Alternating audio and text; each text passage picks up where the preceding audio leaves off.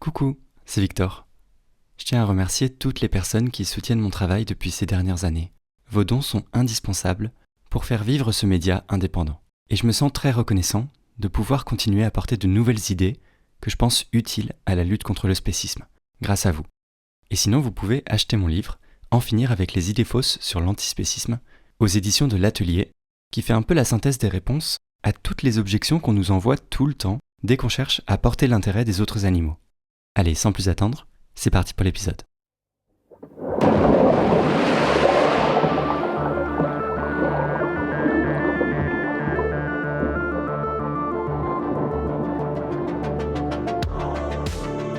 Salut, moi c'est Victor Durand-Lepeuch, et vous écoutez un entretien de Comme un poisson dans l'eau, le podcast contre le spécisme.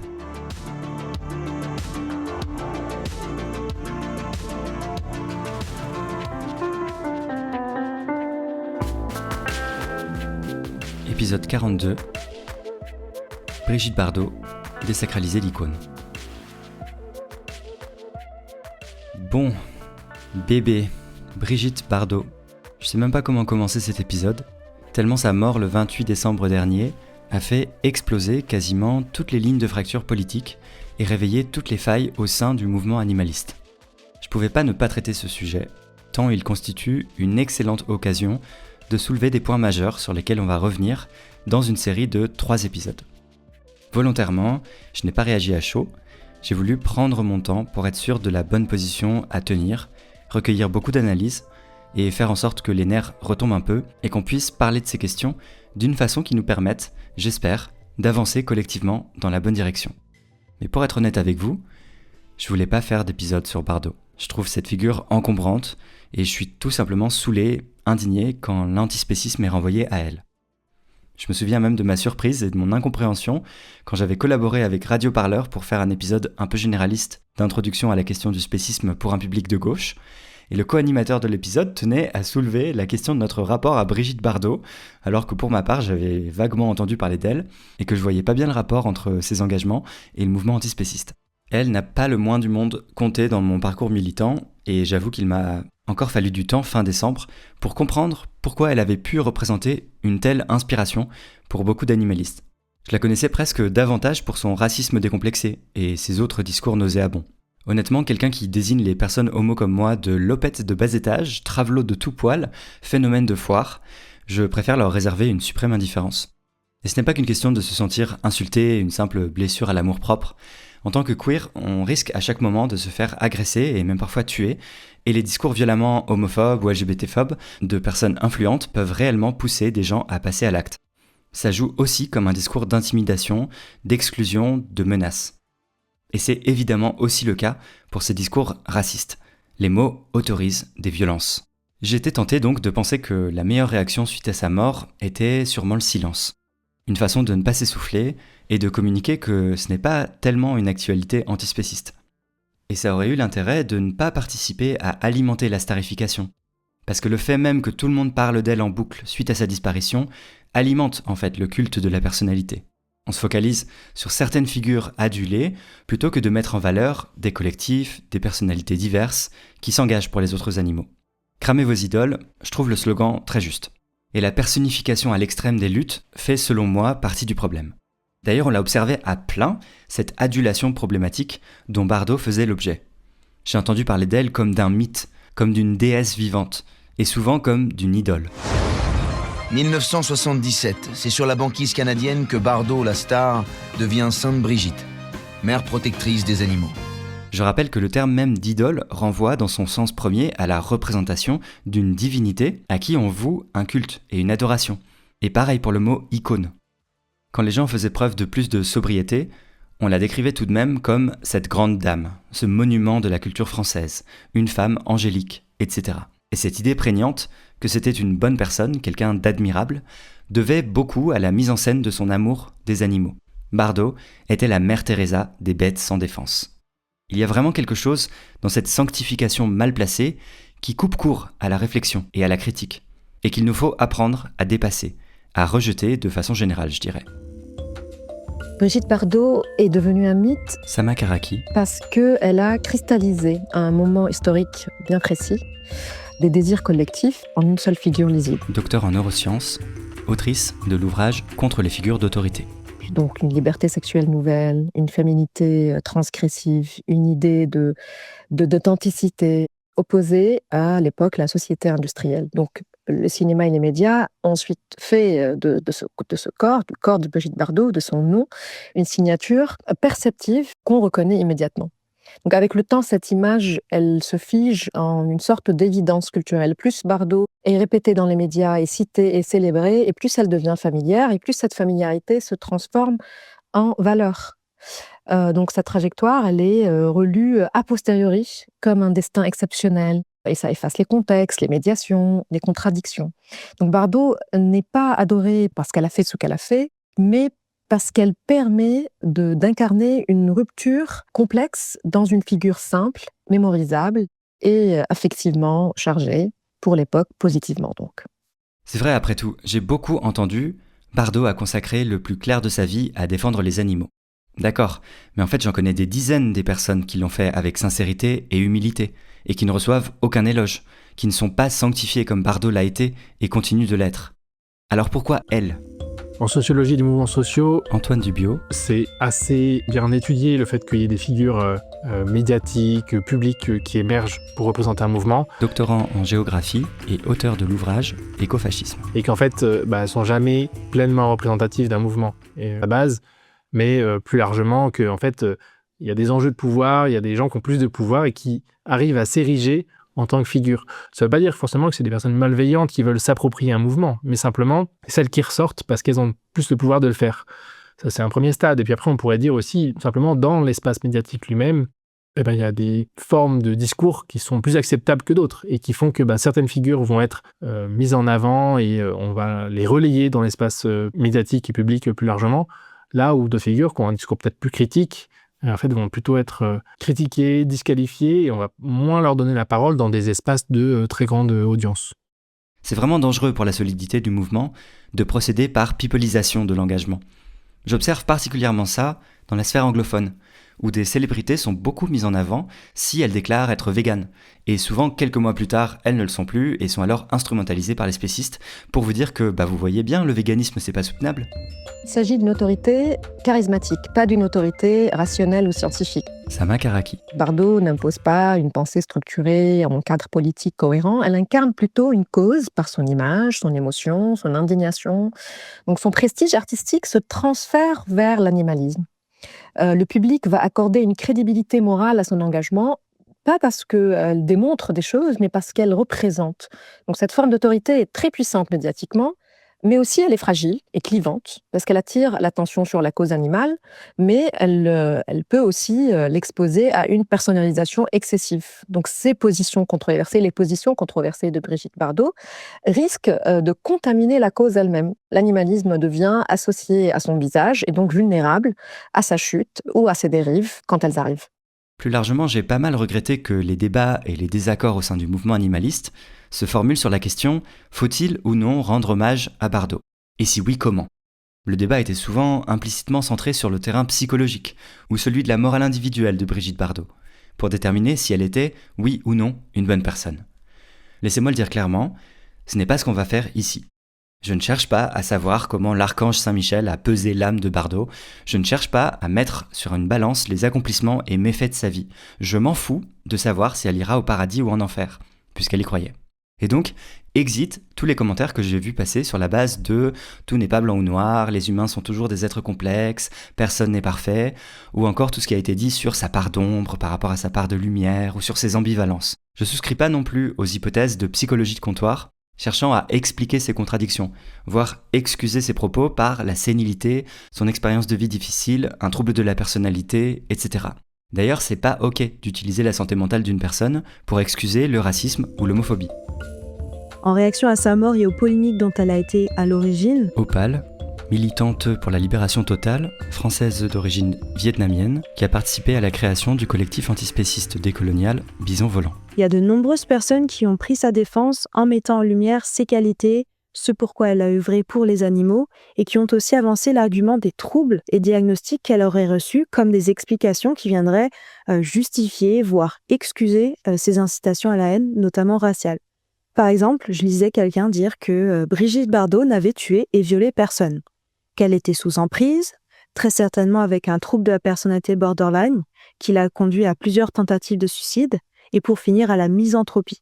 Donc on voit bien ici en fait qu'on essaye de se trouver un fil conducteur pour se raconter une histoire qui n'entacherait pas l'image de l'icône, à la fois pour attirer la sympathie et la compassion.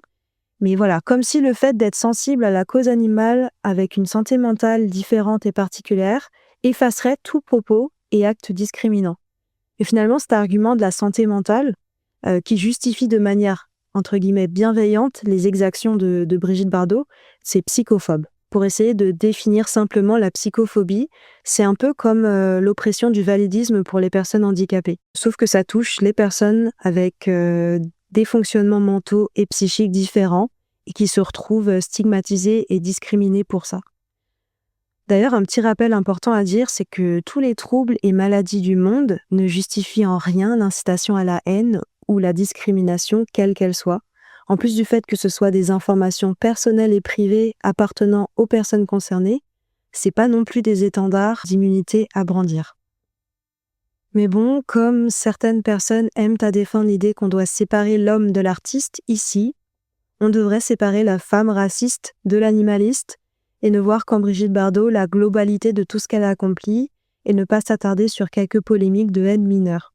Et c'est comme ça en fait que depuis sa mort, diverses condamnations, que ce soit pour des propos racistes, sexistes, anti-LGBTQIA+, qu'elle a tenus, se sont retrouvées banalisées, minimisées face au rempart de ses engagements pour les autres animaux.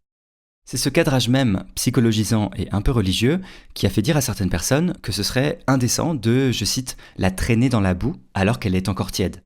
Que toute critique reviendrait in fine à la salir. J'ai trouvé le post du podcast La mort est mon ami très juste à cet égard, qui défend qu'il est grand temps de nous affranchir de ce vieil adage romain assez superstitieux selon lequel il ne faudrait dire que du bien des morts et des mortes.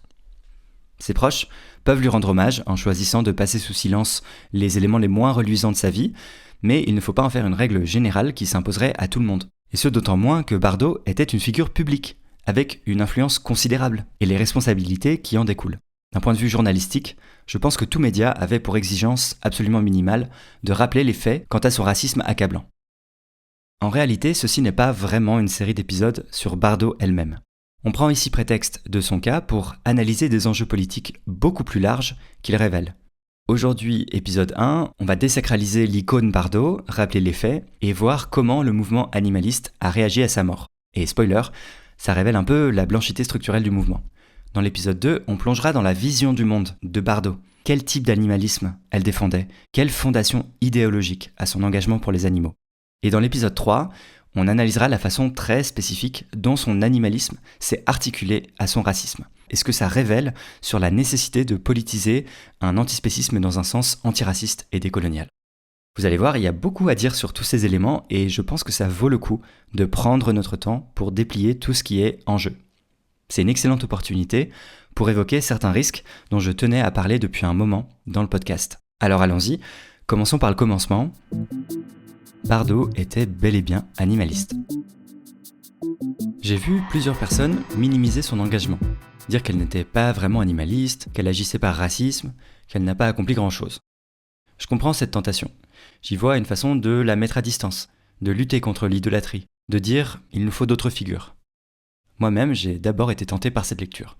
Mais voilà, si Bardot a pu devenir une icône de la cause animale, ce n'est pas que du fait de sa beauté ou de sa notoriété, même si ça joue énormément dans le fait que ce soit elle qui a été portée au nu, plutôt que d'autres.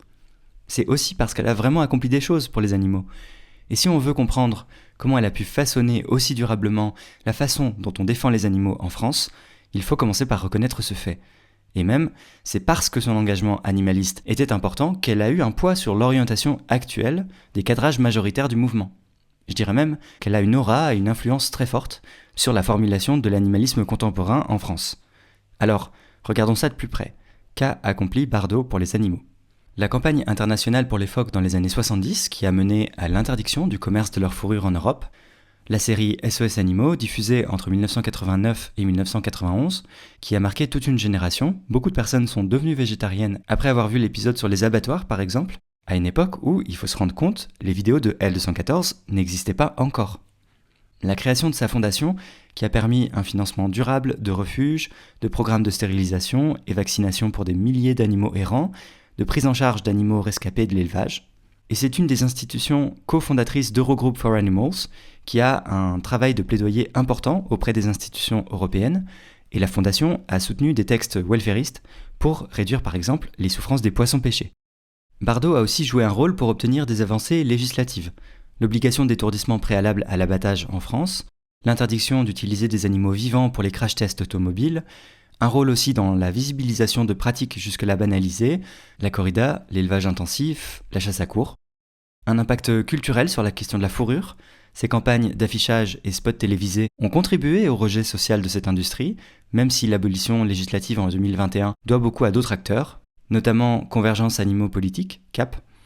Plus largement, son engagement a participé à légitimer socialement le militantisme animaliste à une époque où la cause animale était totalement méprisée, ce qui a permis à d'autres militantes et organisations d'aller plus loin ensuite. Donc oui, elle a beaucoup œuvré pour la protection animale. Elle a obtenu des avancées dans un contexte ultra hostile, où l'idée même de s'engager pour les autres animaux était absolument risible, dénigrée, moquée. Son engagement était partiel et partial, on y reviendra, mais replacé dans son contexte, il était réellement précurseur.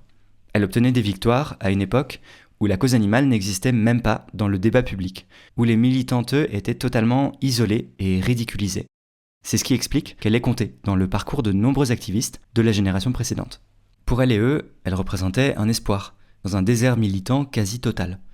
Plus même, elle était ce qui les sauvait du désespoir, à une époque où rien n'était possible et où elle avait une visibilité et obtenait parfois des succès. On peut reconnaître son bilan sans le sanctifier. Parler des faits ne revient ni à célébrer Bardot, ni à excuser quoi que ce soit. Mais maintenant qu'on a établi cette première réalité, elle était animaliste, il faut établir la seconde, elle était raciste. Bardot était raciste, LGBT-phobe, antiféministe et un soutien de longue date de l'extrême droite. Parce que oui, Bardot n'était pas juste maladroite ou controversée. Elle a tenu des propos LGBT-phobes, ses positions sur les droits des femmes étaient réactionnaires, malgré son image de femme libérée sexuellement, elle était hostile au mouvement de libération des femmes et a défendu publiquement des hommes accusés d'agression sexuelle, par exemple. Mais surtout, Bardot était raciste. Voyons les faits.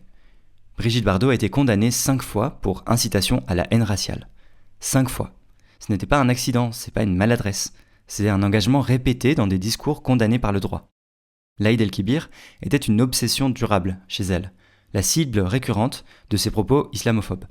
Dès 1997, dans une lettre publiée par le magazine d'extrême droite Présent, elle alerte contre cette fête qui va, selon elle, je cite, « ensanglanter la terre de France du sang des moutons égorgés ».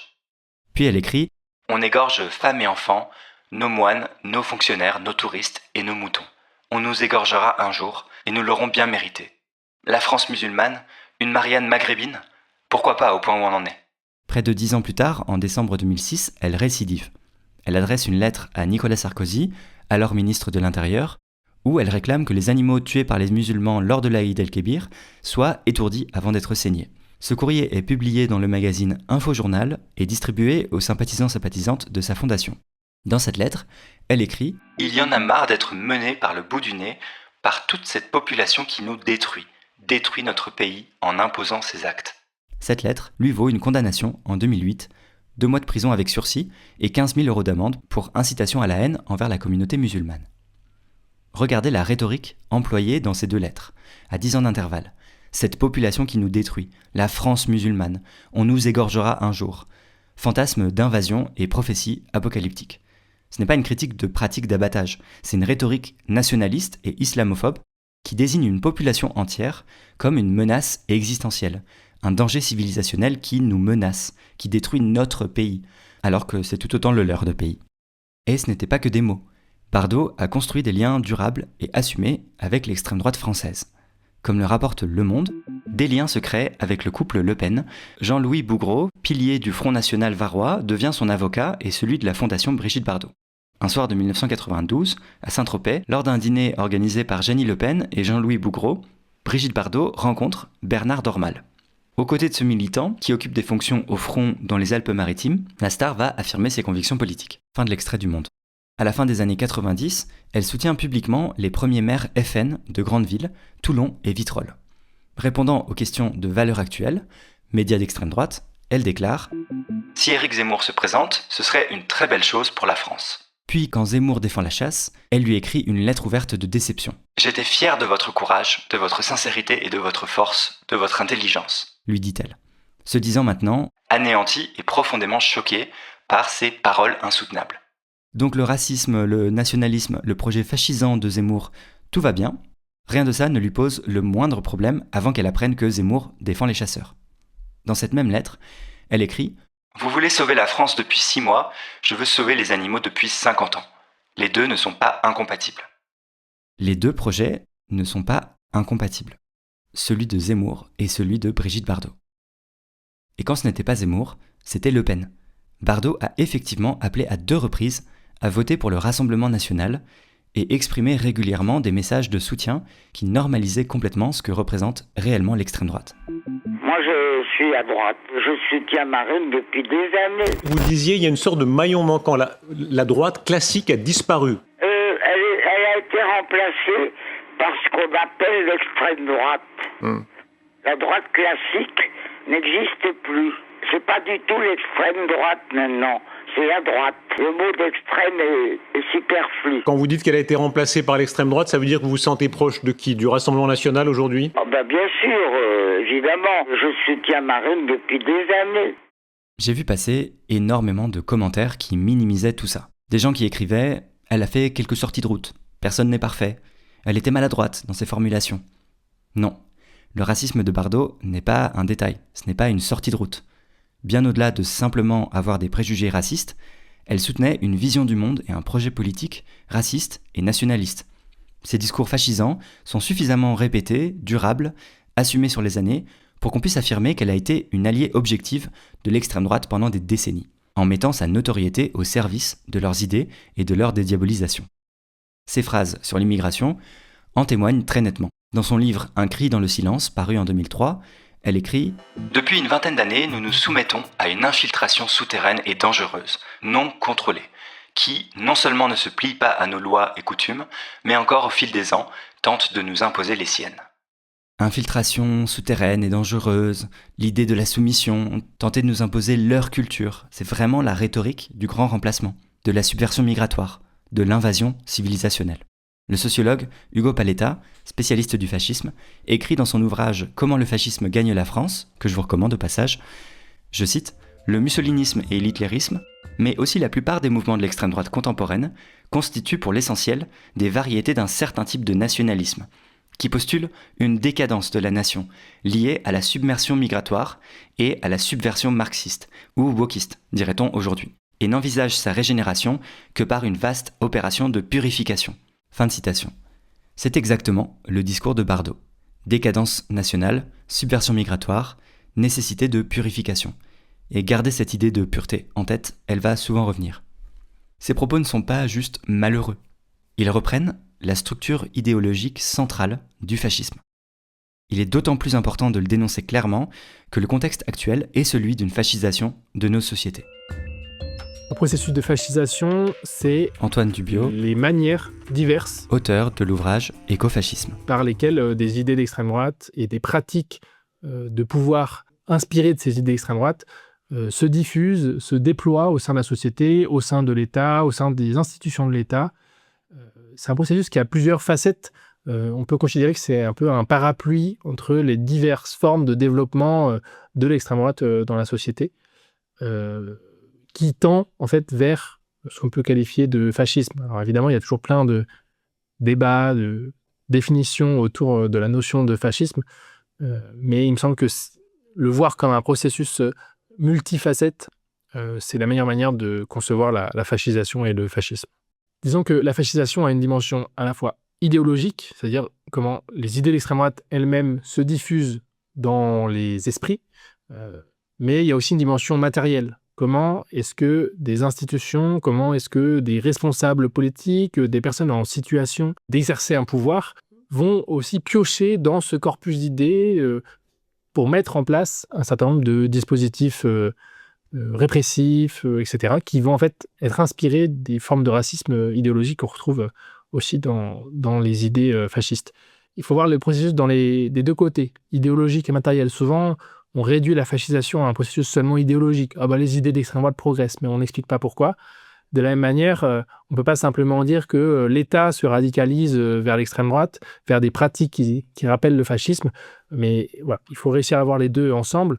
Et pour voir les deux ensemble, il y a un point quand même essentiel pour conceptualiser le fascisme, c'est aussi la crise du capitalisme en général, qui fait que, en fait, il y a une frange de la classe capitaliste qui soutient les forces politiques d'extrême droite pour les faire accéder au pouvoir, pour faire progresser leurs idées. On le voit dans la sphère médiatique, où des milliardaires d'extrême droite promeuvent dans la sphère médiatique, via l'achat de certains médias, etc., le contrôle de certains médias, des idées d'extrême droite, mais on le voit aussi dans les partis politiques eux-mêmes, on le voit dans tout un tas de sphères en fait, différentes. Le processus de fascisation, il concerne l'ensemble de la société. Il concerne l'animalisme, comme il concerne l'écologisme, comme il concerne en fait aussi une partie du mouvement féministe. On ne peut pas spécifier des sujets sur lesquels il y aurait une société qui se fascise et puis d'autres sujets où, au contraire, en fait, ils seraient immunisés par rapport à ce processus large. Et comme le note Hugo Paletta, la locomotive de ce néofascisme grimpant, c'est le racisme, et tout particulièrement l'islamophobie. Donc, pour résumer et faire preuve du plus de clarté possible, Bardot n'a pas juste dit des choses qu'elle regrettait, et d'ailleurs je ne crois pas qu'elle ait jamais exprimé un regret clair par rapport à ses propos. Elle a activement participé, par son engagement public répété, dans ses livres et dans des médias d'extrême droite, à légitimer un discours raciste et fascisant. Et j'ai l'impression que la tentation de certaines personnes de dire que Bardot n'a pas apporté grand-chose pour les animaux, c'est un peu basé sur l'idée que l'un pourrait compenser l'autre. Qu'on ressent le besoin de minimiser son engagement animaliste pour être sûr de ne pas sembler excuser son racisme. Mais je ne pense pas que ça marche comme ça. L'animalisme ne rachète pas le racisme. Et c'est ce qu'on va voir maintenant. L'animalisme ne rachète pas le racisme. Après avoir posé ces deux faits, Bardot était animaliste et Bardot était raciste. Je veux m'arrêter sur une tentation qu'on a pu observer partout depuis sa mort, l'idée qu'on pourrait les mettre sur une balance. D'un côté, ses accomplissements pour les animaux, de l'autre, son racisme. On additionne, on soustrait et hop, on détermine si globalement c'était une bonne ou une mauvaise personne. Cette logique de la balance morale, elle était partout dans les médias. On a entendu des choses du genre, certes, elle a dit des choses problématiques, mais regardez tout ce qu'elle a fait pour les animaux. Mais l'animalisme n'est pas une monnaie d'échange contre le racisme. Le premier ne rachète pas le second. Ce ne sont pas deux aspects qu'on pourrait additionner ou soustraire pour obtenir un total moral. Notamment, sauver des phoques ne compense pas des propos racistes condamnés 5 fois en justice. Créer une fondation pour les animaux n'efface pas le soutien actif à un parti d'extrême droite pendant des décennies. Comme le dit si justement Kautar Archi dans une interview aux médias écologistes Bon Pote, la compassion de Brigitte Bardot pour les animaux n'annule pas son racisme. Bref, on n'a pas besoin de passer sous silence ou de minimiser son engagement animaliste pour pouvoir la critiquer. Reconnaître qu'elle a fait des choses importantes pour les animaux n'implique pas qu'on doive relativiser son racisme. Les deux peuvent coexister dans l'analyse sans s'annuler. Mais, et c'est crucial, ce n'est pas ce qui s'est passé dans le discours des gens. Ce qu'on a massivement observé, c'est même l'inverse.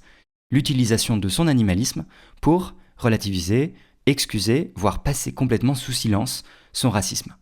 Et c'est justement tout le côté piégeux de cette logique de balance morale qui a servi de véhicule à cette relativisation. Parce que dès qu'on accepte l'idée qu'on pourra mettre les deux sur une balance, on ouvre la porte à « oui bon, elle a dit des trucs sur les musulmans, mais regardez tout ce qu'elle a fait pour les phoques ». Le « mais » devient un effacement. C'est un des modes les plus vicieux de la minimisation. Soit on nie le racisme, ou alors on le reconnaît du bout des lèvres, et immédiatement après, on déplace l'attention vers l'animalisme. Certes, mais. Et le racisme disparaît dans le mais. Voilà le vrai problème. Pas que des personnes reconnaissent son engagement animaliste, factuellement, mais que cet engagement ait été mobilisé encore et encore pour absoudre, pour faire passer à la trappe son racisme et son soutien à l'extrême droite. Et c'est pour ça que dans cette série d'épisodes, je refuse de faire un bilan moral de Brigitte Bardot. Ce n'est pas mon rôle, ce n'est pas mon objectif, et surtout, ça entérinerait cette idée de mise en balance que moi je récuse.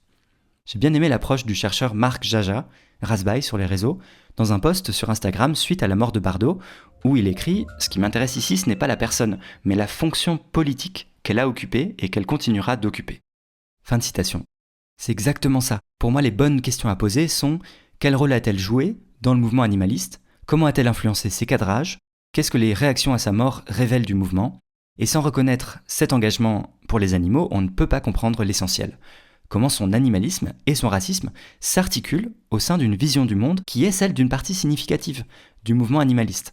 Car Bardot a eu énormément d'influence en tant qu'égérie de cette cause et figure inspiratrice pour beaucoup d'activistes. Est-il spéciste de la critiquer sans lui rendre hommage ? Maintenant qu'on a écarté cette mauvaise piste de la balance morale, on peut aborder une autre objection qui est revenue souvent. Mais n'est-ce pas au fond spéciste de critiquer quelqu'un qui s'est tant engagé pour les animaux sans rendre hommage à cet engagement ?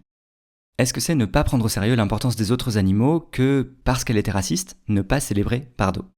Certains et certaines ont fait valoir qu'on ne trouve pas aussi infamant que des figures publiques soient spécistes, et que c'est l'expression d'un habituel double standard qui accorde plus d'importance aux humains qu'aux autres animaux et à l'oppression qui les broie. Que l'engagement dans la cause animale est toujours vu comme moins prioritaire, forcément moins légitime, pas à la hauteur des luttes contre les oppressions intra-humaines, alors même que le massacre est absolument massif, incessant et quotidien, et qu'il est de ce fait ultra urgent de lutter contre. Le double standard spéciste existe. D'abord, il faut le dire, oui, le double standard spéciste est très souvent une des toiles de fond de la réception des actualités sur la question animale, et celle-ci ne fait pas exception. Toute sa vie, Bardot a essuyé les plâtres d'un violent mépris de la cause animale et d'un sexisme décomplexé non moins agressif à son égard. L'animalisme est dépeint comme une lutte risible, secondaire, illégitime, une lubie de vieille femme à chat. La linguiste Catherine Kerbrat-Orecchioni parle de spécisme affectif, pour désigner cette façon dont l'affection ou toute forme de sensibilité pour les autres animaux sont systématiquement réprimées socialement. On nous dit qu'ils ne peuvent pas être nos amis, qu'on ne peut pas les aimer vraiment, qu'il est absurde de les considérer comme des membres de nos familles, que c'est ridicule, infantile, un peu pathétique, qu'ils sont des objets d'affection, de substitution, des ersatz de la vraie affection autorisée par l'ordre spéciste, c'est-à-dire celle pour nos proches humains, et tout particulièrement pour nos enfants. Bardot a subi ça toute sa vie. Elle est gentille, elle aime les animaux. S'occupe des bébêtes, des Elle petites s'occupe. bébêtes. Oui, bon, ben, ça va. Vous avez quelque chose à dire, Non, je dis j'aimerais bien qu'elle s'occupe de la mienne.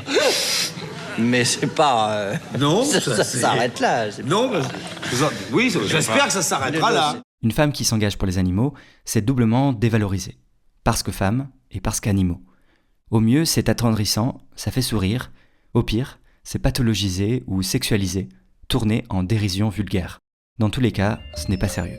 Si on vient à la fin du 19e siècle et début du 20e siècle, Opale, militante pour la libération totale. il y a eu des mouvements de femmes mobilisées contre l'exploitation animale, notamment contre la vivisection et l'expérimentation animale. C'était le cas des groupes des suffragettes, leur défense pour le végétarisme. Il y a aussi eu le premier refuge pour animaux errants qui s'est créé à Paris à cette même époque. Et on voit aussi arriver des analogies faites par les femmes entre le rapport à la propriété dans le contrôle marital, conjugal, domestique, et le rapport à la captivité animale comme étant la cause commune de leur violence. Et d'ailleurs, il y a eu des médecins qui ont cherché à dépolitiser leur lutte en ciblant ce mouvement qui était décrit comme composé de vieilles filles, de femmes pauvres, moches, insolentes. Et je vais en citer l'un d'eux qui défiait ses collègues à trouver parmi elles des femmes ayant trouvé dans leur intérieur domestique de quoi satisfaire pleinement leurs besoins d'affection. Donc voilà, on a vraiment la science médicale qui a réussi à construire des types de pathologies en fonction des classes sociales, à la fois pour enfermer le corps des femmes de la bourgeoisie dans cette image de la fragilité ou de l'hystérie, tout en assignant aux classes populaires la représentation de corps résistants mais vecteurs de maladies contagieuses, donc sur un bon fond misogyne et classiste. Donc on a une misogynie bien ancrée et renforcée par la science médicale qui va venir l'essentialiser. Ça va même conduire à l'invention d'un diagnostic pour les pathologies liées à l'attention portée aux autres animaux. Le but vraiment à tout ça, c'est de psychiatriser ces militantes. Et de la même manière que l'hystérie a été assignée aux femmes, la zoophile psychosis, donc la psychose de l'amour pour les autres animaux si on devait traduire, c'est une maladie qui affecterait spécifiquement les femmes, qui seraient donc accusées de faire des sensibleries, du sentimentalisme, de la superstition, j'ai même lu, pour défendre les autres animaux considérés comme des êtres inférieurs. Donc là, il serait plus question de moralité individuelle et d'une pitié qui serait inhérente aux femmes, parce qu'elle ne relève pas d'une question poétique rationnelle. Donc là encore, on a cette binarité qui revient, d'un côté les émotions, de l'autre la raison, qui hiérarchise celles qui seraient raisonnées, saines d'esprit, et celles qui ne le seraient pas. Et cette pathologisation fréquente des amis des animaux et des personnes militantes pour leurs droits, elle est vraiment faite pour isoler et décrédibiliser. Donc au fond, en associant le fait d'être sensible au sort des autres animaux à de la folie qui pourrait menacer l'humanité, ça permet aussi de détourner l'attention du malaise social plus profond qui concerne en fait toute la violence structurelle dans l'exploitation animale. Et c'est le même processus qui s'est mis en place pour les personnes rendues captives dans les milieux carcéraux, que ce soit les personnes détenues ou psychiatrisées. Et oui, finalement, cette projection de la folie, c'est une arme de disqualification politique. Car la peur d'être qualifié de fou, de folle, ça a toujours eu un poids qui discrédite dans le champ politique.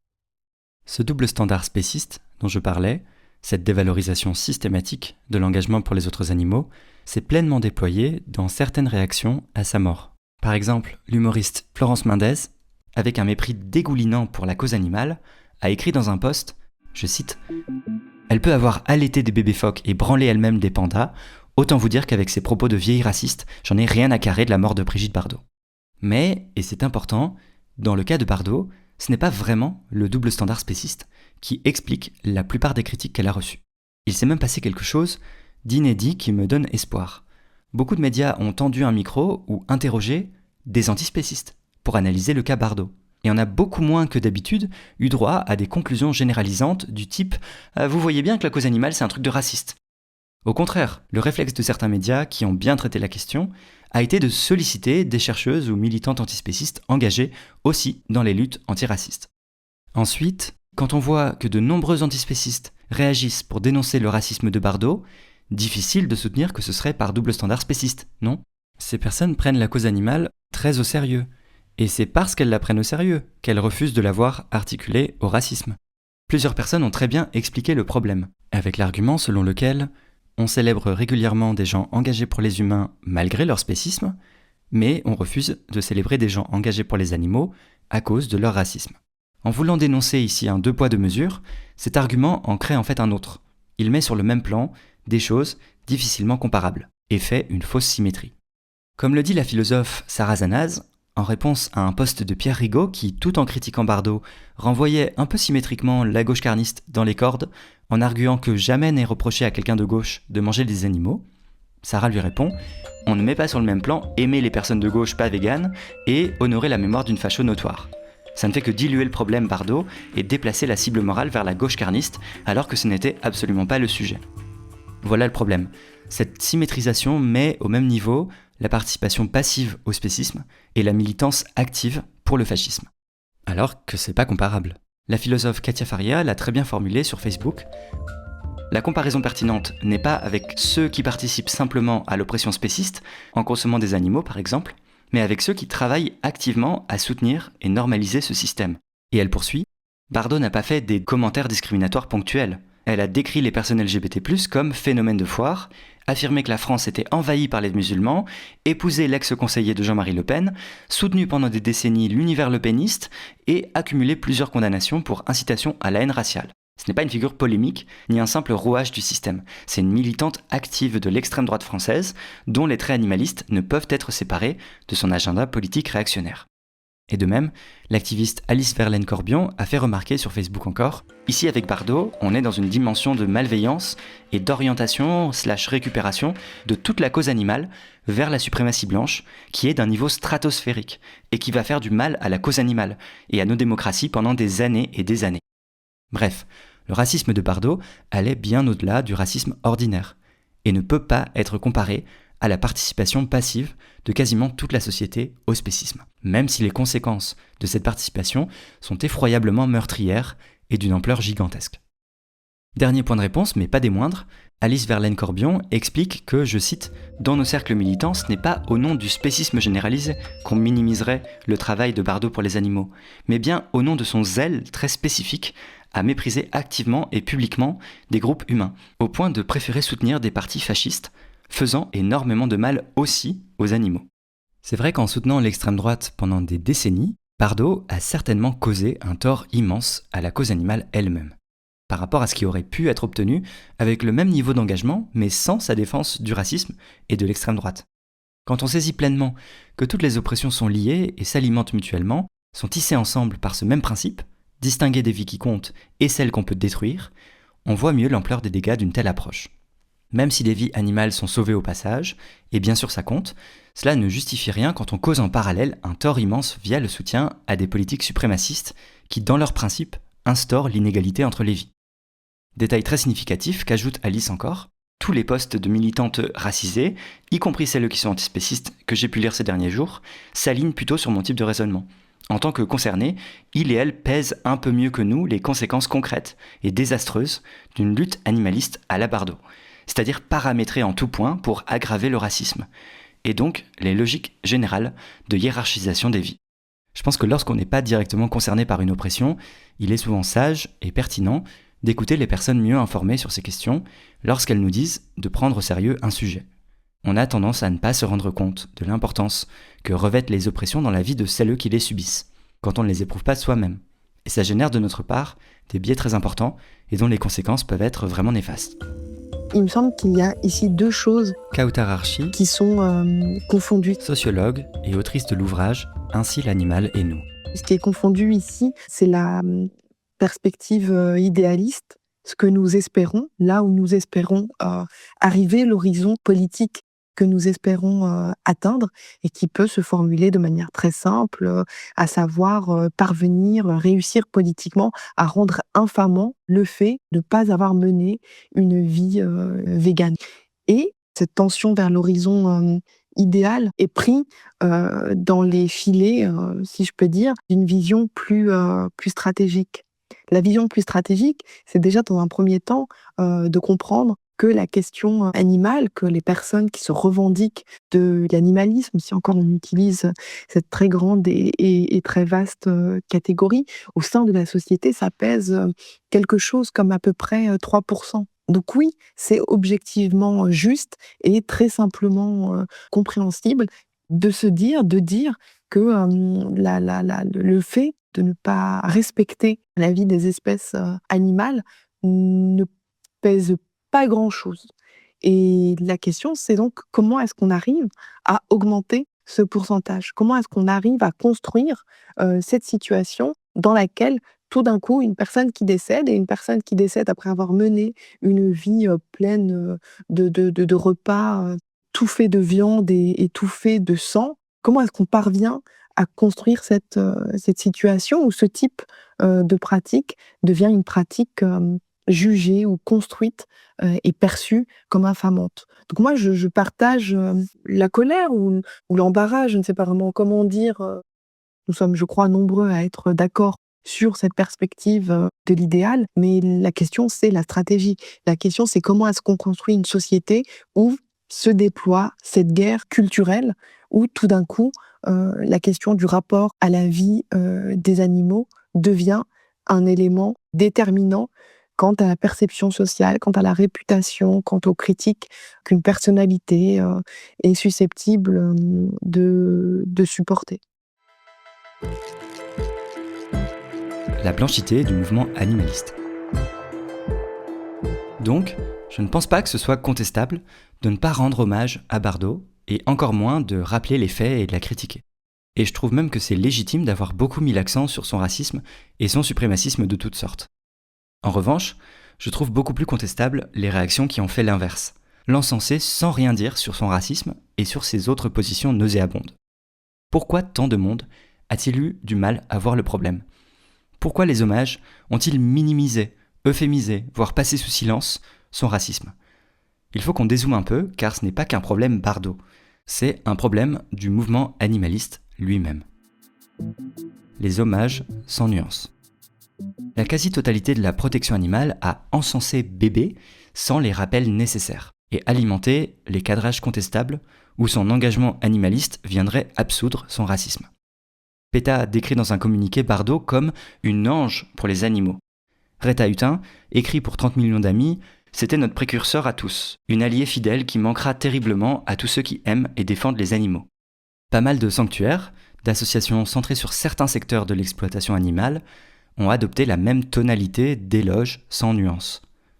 Parmi les réactions des figures qui, avec Bardot, sont parmi les plus connues quand on parle de cause animale, Hugo Clément lui a rendu hommage en passant complètement sous silence son racisme et son soutien à l'extrême droite. Sa réaction est très révélatrice d'un animalisme complaisant avec la fascisation en cours. Si ça vous intéresse, on en parle en détail dans l'épisode Hugo Clément et l'extrême droite qu'on avait enregistré avec le chercheur Antoine Dubiot dans le podcast. Ces discours-là, on les entend évidemment dans la bouche de quelqu'un comme Hugo Clément. On en parle un petit peu tout le temps, mais en même temps, c'est bien pratique pour identifier ce type de discours parce que c'est sous une forme extrêmement claire et puis revendiquée surtout, d'expliquer que en fait, la question écologique ou la question animale, même si bon, pour lui c'est un petit peu la même chose, il brouille un petit peu les pistes, mais disons que à ce stade, on peut considérer que c'est à peu près la même chose, dans le sens de, en fait, il va les défendre dans l'espace public en considérant que c'est des questions qui sont au-dessus de toutes les autres, au-dessus des questions d'inégalité sociale, qu'elles soient de race, de classe ou de genre. Il me semble quand même important de voir que c'est une manière de taire le fait que ces inégalités-là ont aussi une fonction dans la structuration de la question animale ou de la question écologique. Comme si, en fait, c'était des questions qui concernaient toute l'humanité. Toute l'humanité était responsable de l'exploitation des animaux ou du ravage écologique. Évidemment, tout ça est démontré qu'en fait, au contraire, il y a des différenciations importantes dans les responsabilités de ces deux réalités-là.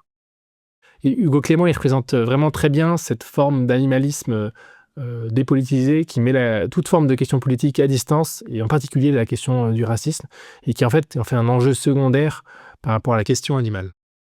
Paul Watson a carrément défendu Bardot contre les accusations de racisme.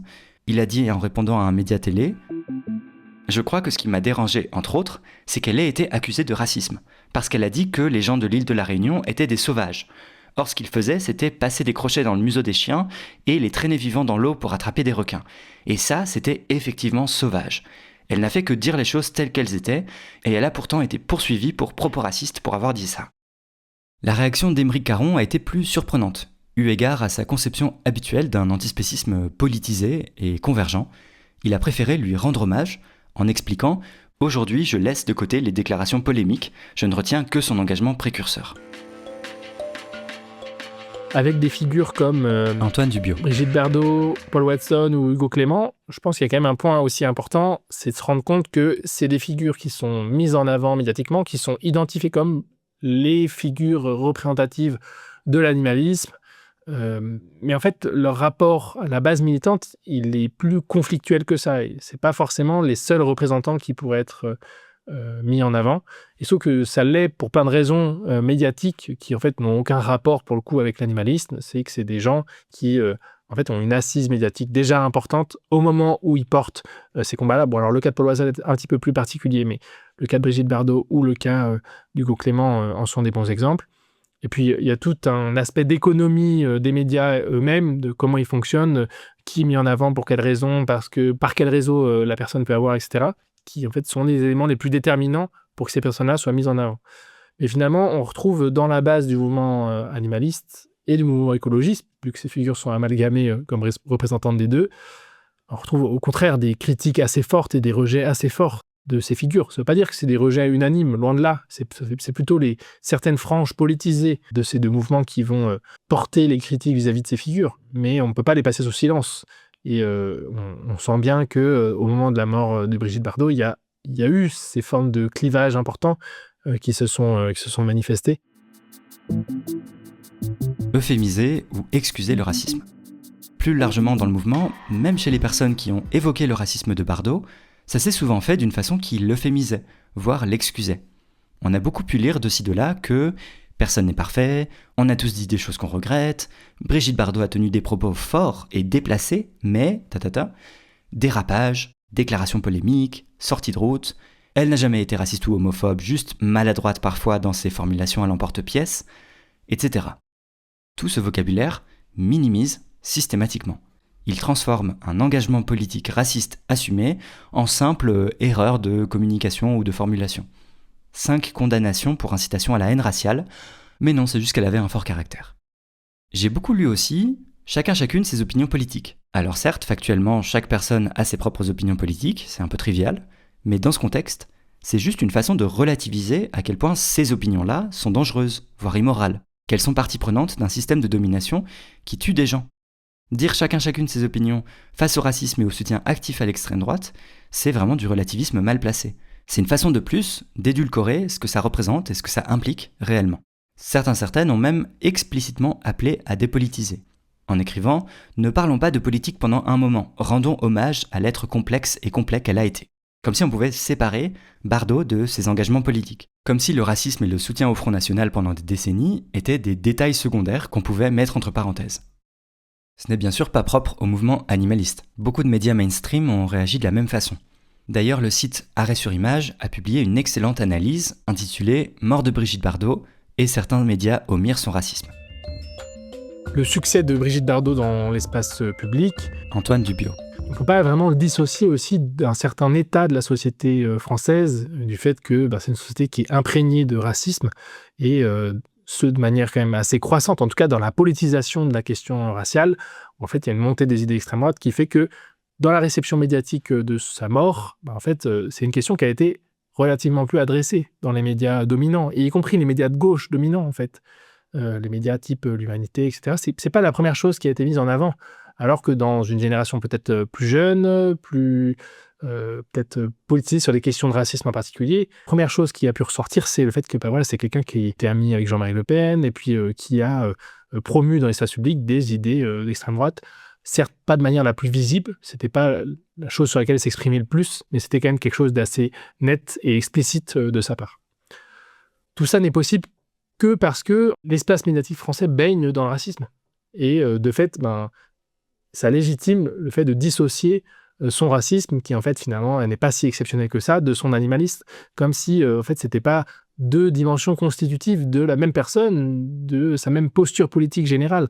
Ça ne veut pas dire encore une fois que son racisme et son animalisme évoqueraient un lien nécessaire entre les deux, mais simplement qu'en fait, chez une figure comme elle, et probablement chez une partie de ses sympathisants, c'est deux postures politiques qui coexistent complètement.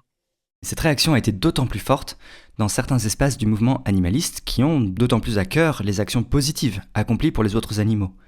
Son éloge a pu être d'autant plus débridé, passant parfois complètement sous silence ce qui n'allait pas. Et c'est d'autant moins anodin que ça vient dans une séquence historique qui tend à sous-estimer systématiquement la dangerosité de l'extrême droite, lui ouvrant une autoroute vers le pouvoir.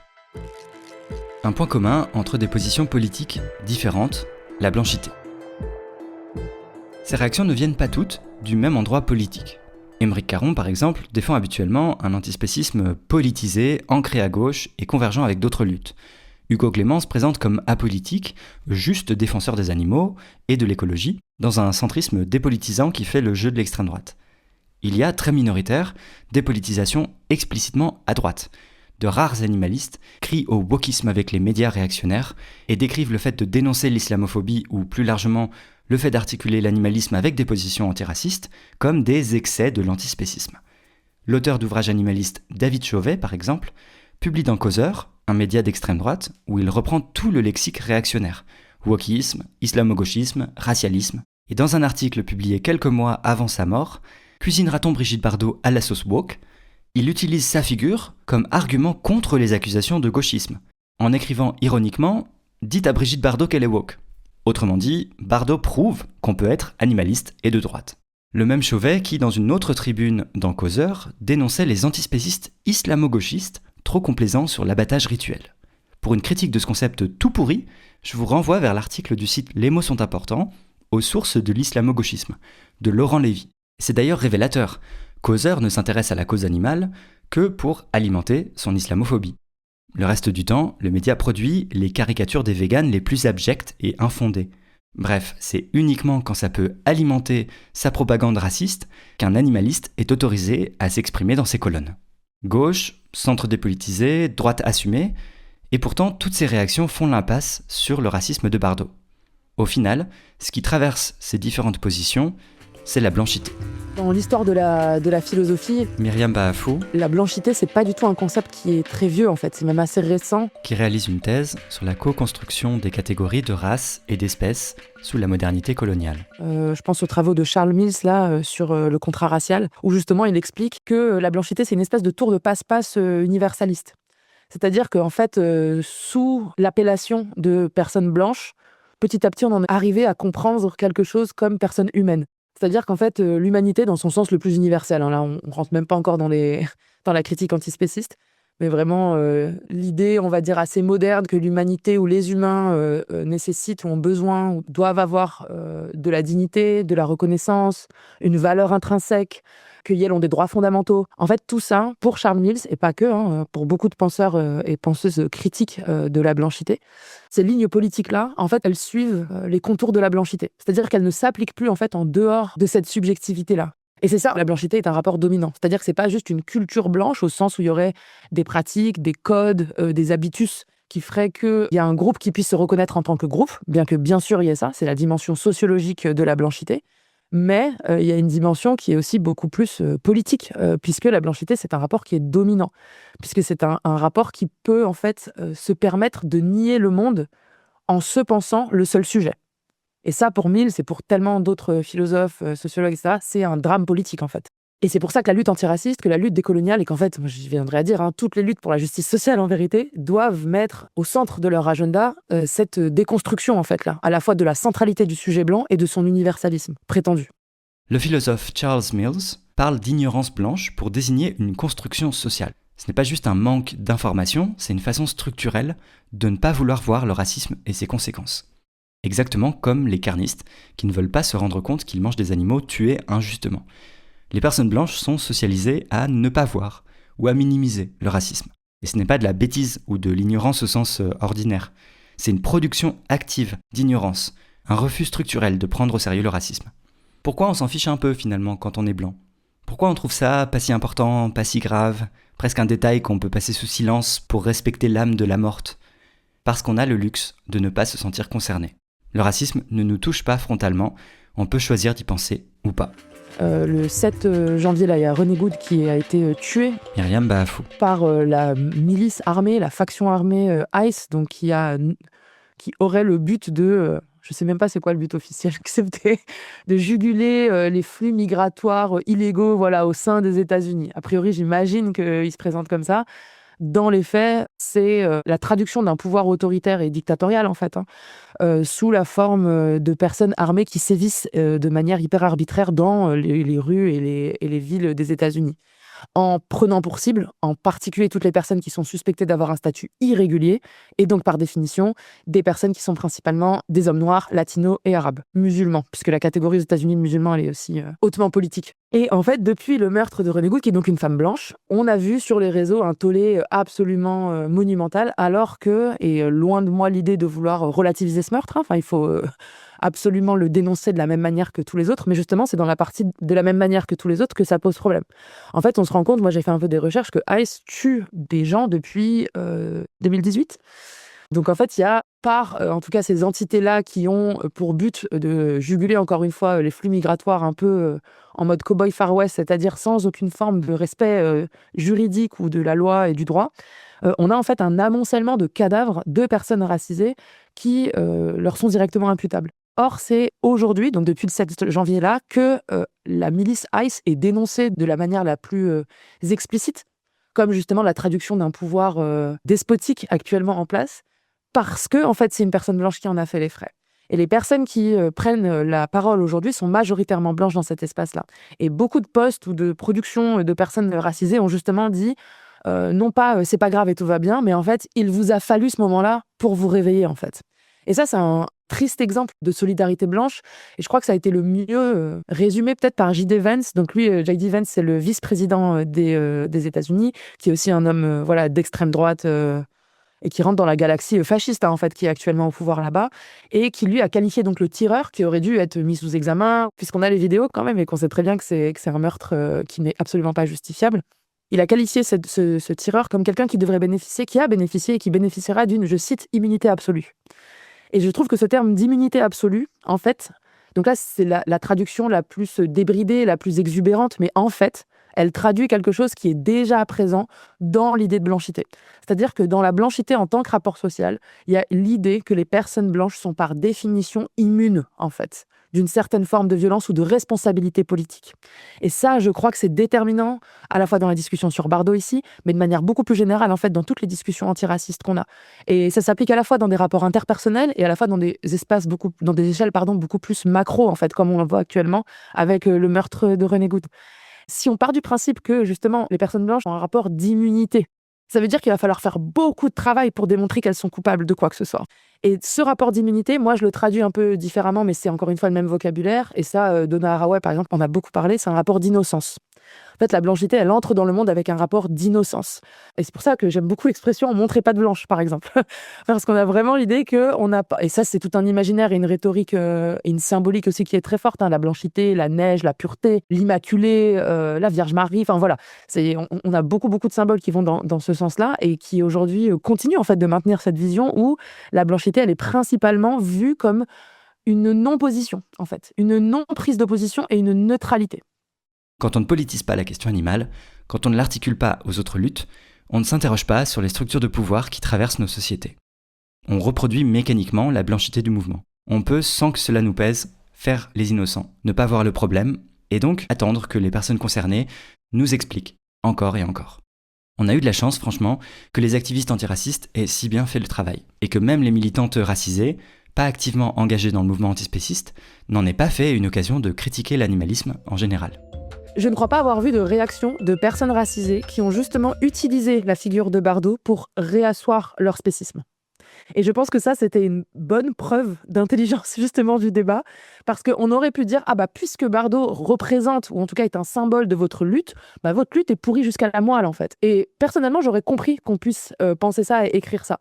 Mais les personnes racisées, donc là je parle des personnes racisées qui ne sont pas engagées dans l'antispécisme, ont produit des beaux papiers sur ce qui s'était passé et justement la sanctification, la canonisation de Bardot, mais sans faire des paragraphes entiers sur la blanchité du véganisme, sur à quel point cette lutte n'avait aucun futur, etc.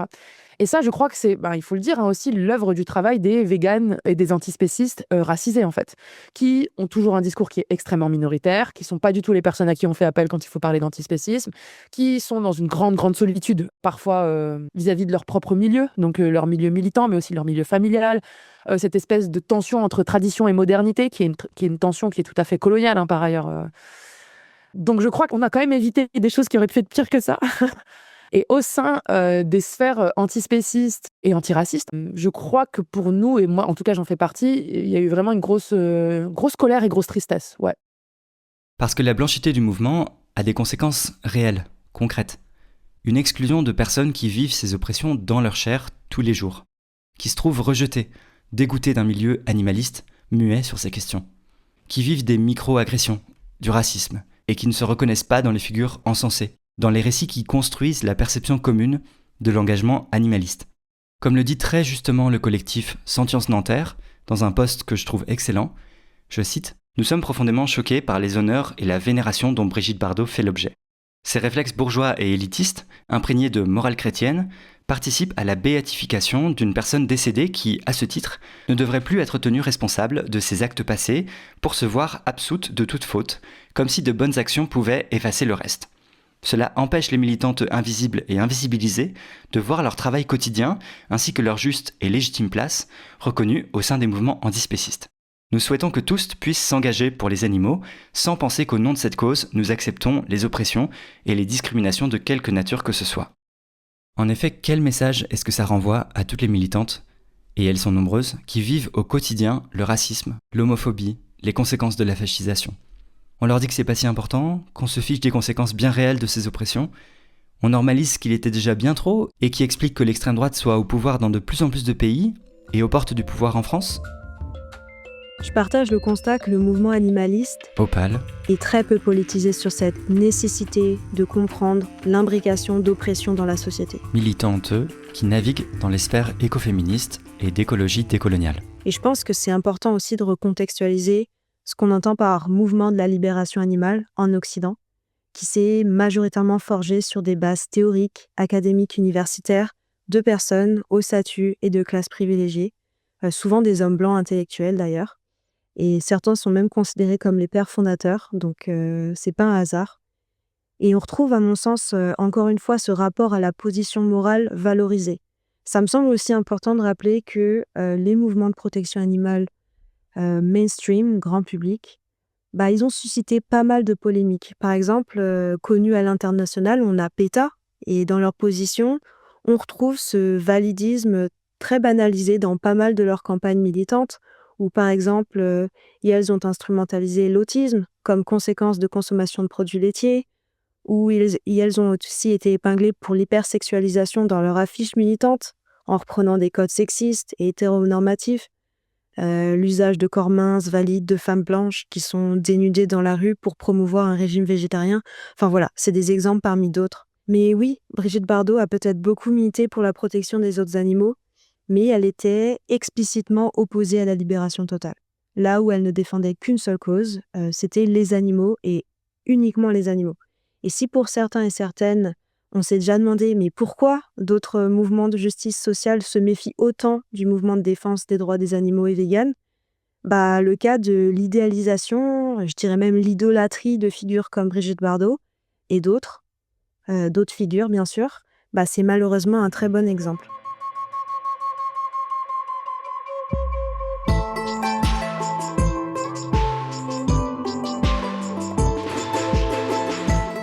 Alors pour conclure, on vient de voir comment le mouvement animaliste a révélé sa blanchité structurelle en réagissant à la mort de Bardot.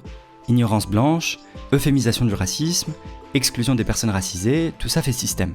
Et d'ailleurs c'est peut-être une des limites de l'analyse qu'on a menée dans cet épisode. Les faits sont seulement juxtaposés. D'un côté son engagement animaliste, de l'autre son racisme. Et ça c'est le niveau 1 de l'analyse. Il faut pas en rester là, car on court le risque d'en déduire que c'était juste incohérent, simplement contradictoire, et presque incompréhensible. Alors qu'au contraire, chez Bardot, il y a une vraie cohérence d'ensemble.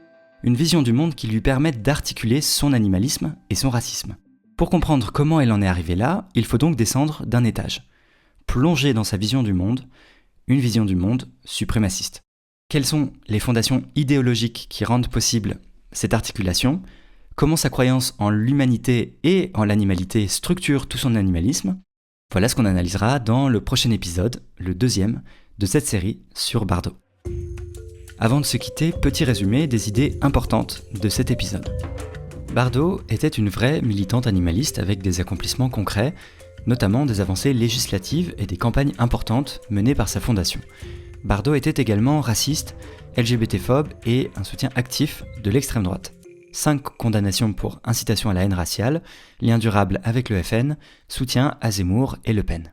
Son animalisme ne rachète pas son racisme, les deux ne peuvent pas être mis sur une balance morale, et l'engagement pour les animaux ne compense en rien son soutien au fascisme. Le mais de la balance morale est un mécanisme d'effacement. Reconnaître du bout des lèvres le racisme pour aussitôt le noyer sous l'éloge animaliste, c'est une forme de minimisation. Ce qui est intéressant n'est pas tant le bilan moral de la personne, mais la fonction politique qu'elle a occupée et continue d'occuper dans le mouvement. L'argument du double standard spéciste vis-à-vis des critiques émises sur Bardot crée une fausse symétrie. La participation passive au spécisme n'est pas comparable à la militance active pour le fascisme. Le racisme de Bardot nuit aussi à la cause animale. En soutenant l'extrême droite, elle a orienté l'animalisme vers des logiques de hiérarchisation des vies contraires à l'antispécisme. Une grande partie du mouvement animaliste a encensé Bardot sans rappeler son racisme, de PETA à Hugo Clément en passant par Aymeric Caron. Ce silence ou cette minimisation traversent des positions politiques différentes, gauche, centre, droite. Et ce qu'elles ont en commun, c'est la blanchité structurelle du mouvement. Et la blanchité, c'est pas une ignorance ordinaire, mais une production active d'ignorance du fait d'une certaine position dans les rapports de pouvoir raciaux. Et ça implique le luxe de ne pas se sentir concerné par le racisme. Et cette blanchité a des conséquences concrètes en termes d'exclusion des militantes racisées qui ne se reconnaissent pas dans les figures encensées et subissent du racisme dans les espaces animalistes. Voilà, on se retrouve très bientôt pour la suite de cette analyse. Bisous.